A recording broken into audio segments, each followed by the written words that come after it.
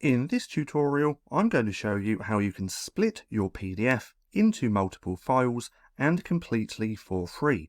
Now the website which we're going to be using is this, tinywow.com. Now I'll also link this down in the description below. Now this is completely free to use and you don't even need to sign up. And they have lots of great tools. Now what we're going to do is use the PDF tools just here.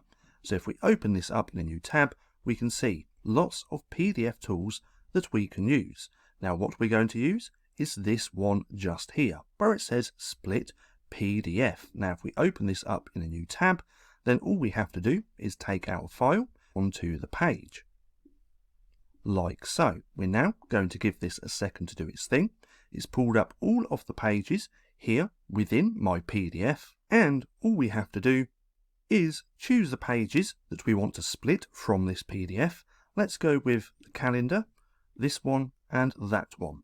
So again, all we have to do is click on the pages, then we can click extract all pages that we've actually chosen, or we can choose split.